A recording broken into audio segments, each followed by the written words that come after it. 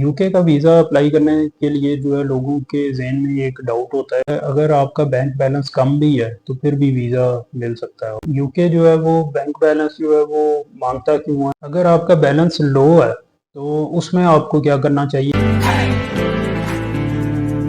बिस्मिल्लाहिर्रहमानिर्रहीम, अस्सलाम वालेकुम। यूके का वीज़ा अप्लाई करने के लिए जो है लोगों के ज़हन में एक डाउट होता है कि आपको इसके लिए कोई मिलियंस का बैंक बैलेंस रिक्वायर्ड होता है। और बहुत ज़्यादा अगर आपके बैंक में पैसे हों तो फिर ही आपको वीज़ा मिलेगा, अदरवाइज़ जो है आपको वीज़ा नहीं मिलेगा। और अक्सर लोग जो हैं वो फ़ोन करते हैं और वो डायरेक्ट यही पूछते हैं कि कितना बैंक बैलेंस रिक्वायर्ड है। तो इसमें जो है वो थोड़ा सा मैं एक्सप्लेन करूँगा कि बैंक बैलेंस जो है इसका क्या रोल है, और अगर आपका बैंक बैलेंस कम भी है तो फिर भी वीज़ा मिल सकता है आपको। ज़्यादा बैंक बैलेंस होना जो है ये अच्छा है, लेकिन इससे ज़्यादा इसमें जो चीज़ इम्पोर्टेंट है वो ये है कि आपकी जो इनकम है वो कंसिस्टेंट हो, और आपका जो ट्रैवल प्लान है उसके साथ आपकी इनकम और आपके जो मंथली एक्सपेंसेस हैं वो अलाइन हो, और ये बहुत ज़्यादा इम्पोर्टेंट है। और दूसरा उसमें ये है कि आपका जो बैंक बैलेंस है वो जस्टिफाइड हो, आपकी जो बैंक में ट्रांजैक्शंस हैं वो जस्टिफाइड हो, वो कोई इस तरह की ट्रांजैक्शंस ना हो कि आप जो एक्सप्लेन ना कर सकें या उसके अगेंस्ट कोई एविडेंस ना हो। तो ये बहुत ज़्यादा इम्पोर्टेंट है। इस तरह अगर कम भी बैलेंस होगा तो फिर भी आपको वीज़ा मिल जाता है, लेकिन अगर बैंक बैलेंस जो है वो इस तरह का है कि आपकी ट्रांजैक्शंस बैंक में जो है वो एक्सप्लेन ना हो या कोई डाउटफुल किस्म की जो है ट्रांजैक्शंस हो, तो फिर उस पे जो है वो एतराज़ होता है, और उस पे चाहे बैंक बैलेंस ज़्यादा भी हो तो उस पे भी वीज़ा रिफ्यूज़ हो जाता है। अब इसमें क्वेश्चन ये है कि यूके जो है वो बैंक बैलेंस जो है वो मांगता क्यों है, या आपके जो फाइनेंशियल्स हैं इनकी रिक्वायरमेंट क्यों होती है? उसकी सबसे ज़्यादा जो बेसिक रीज़न है वो तो ये है कि आपका जो ट्रैवल जो पर्पज़ है उसके साथ जो है वो एक्सप्लेन किया जाए कि ये आप जो ट्रैवल वहाँ पे करना चाह रहे हैं तो इसको आप अफोर्ड भी कर सकते हैं कि नहीं, और ये आपकी इनकम के साथ जो है अलाइन करता है कि नहीं, आपके एक्सपेंसेस के साथ अलाइन करता है कि नहीं। दूसरी एक जो बहुत बड़ी रीज़न है वो आपकी फाइनेंशियल स्टेबिलिटी जो है वो ये शो करेगी कि आपके पास एक रीज़न टू रिटर्न है, आप यहाँ से विज़िट करके वापस अपने होम कंट्री आएंगे, और यहाँ पे आप कोई जॉब वगैरह नहीं ढूंढेंगे, आप यहाँ पे जो है बर्डन नहीं बनेंगे।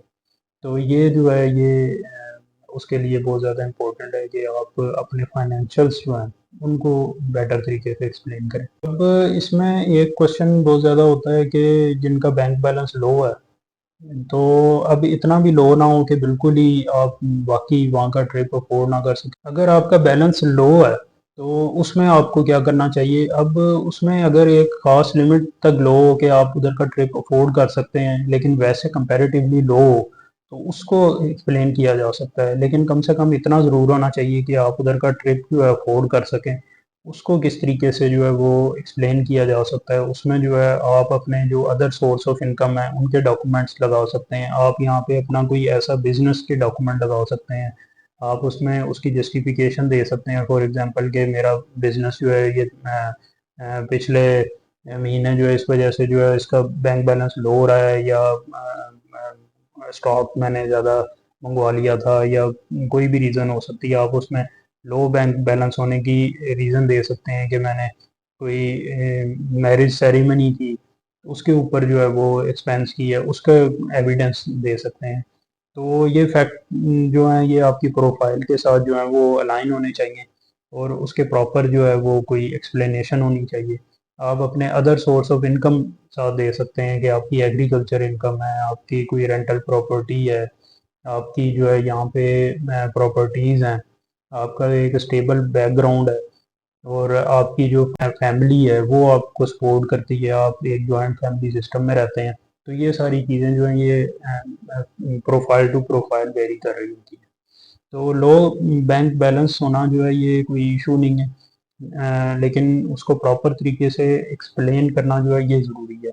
अगर आप उसको प्रॉपर तरीके से एक्सप्लेन करते हैं तो उसके ऊपर वीज़ा मिलता है, लेकिन अगर ज़्यादा बैंक बैलेंस हो और उसको एक्सप्लेन ना किया गया हो तो उस पे जो है रिफ्यूज़ल हो सकता है। तो इसमें इम्पोर्टेंट चीज़ ये है कि उसकी एक्सप्लेनेशन जो है और एविडेंसेस जो हैं ये होने ज़रूरी है। इसमें मेरी एडवाइस यही है, जिन लोगों का वीज़ा इस वजह से रिफ्यूज़ होता है, या जिन लोगों को ये मसला है कि उनका बैंक बैलेंस जो है वो लो है, तो वो अपने जो रियल फैक्ट हैं, रियल जो उनके अकाउंट्स की डिटेल है उनके साथ रहें। उसमें फेक डॉक्यूमेंट या फेक अकाउंट की डिटेल जो है वो ऐड ना करें, और उसमें अनरियल ट्रांजैक्शंस ना करें बैंक अकाउंट में।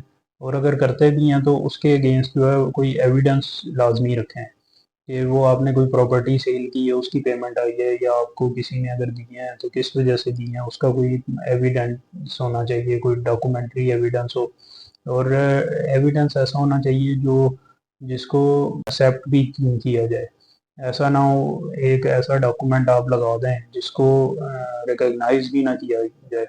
तो ये एक डिफरेंट टॉपिक है, इसके ऊपर मैं ऑलरेडी वीडियो बना चुका हूँ कि कौन से ऐसे डॉक्यूमेंट होते हैं जो अनरिकग्नाइज्ड होते हैं। और इसमें एक और चीज़ बहुत ज़्यादा इम्पोर्टेंट है कि अननेसेसरी डॉक्यूमेंट ना लगाएं, उससे भी कॉम्प्लिकेशन बढ़ती हैं और आपका केस जो है वीक हो जाता है।